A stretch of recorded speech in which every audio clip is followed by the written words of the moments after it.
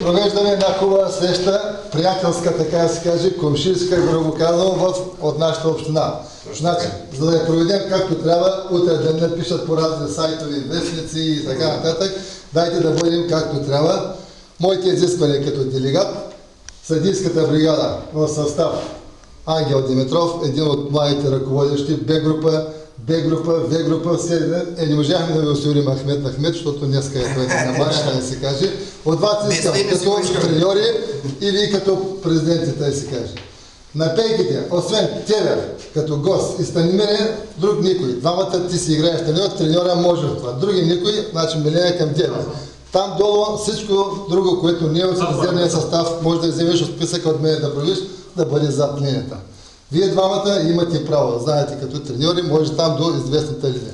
Колкото си може вътре, една коректна игра, не колко си може, призовавам към една коректна игра, без грубости, каквото трябва да съдите, те ще си го дадат.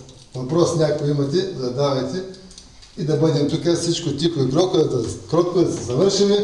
Който е по-добре, казват, който надиграе другия, нека си победи. Да не се разчуваме, като по комшии. Казвайте, ако имате нещо и да излезем да проверяваме. Кой имаш? Нещо си писал?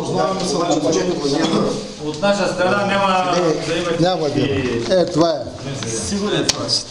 Да, тук е това е. Кой искаш сега? Сезай. Сезай няма да играе. Няма. Ще бъде в резерви. Да. Ако измъкваш, ще имаш резерви. А пък ще играе Мурат Мустафа Шукрю. Ще играе той. Не, аз имам предвид, че първият път ако беше... Да го отбележиш. С номер 9. Може да се сите за кое положение говориш там. Да ти Мурат с 9. Да. На място на Сезай. Имаш ли Ангеля, чакай? Няма да ти имаш да жало. Не, айде, всичко не сме. Коректор имаш ли? Не, в мен няма. Що какво? Да направим, дори не ни после може. Не, ако резерва пише Ръй, но в тъй готово. То не е проблем. Да.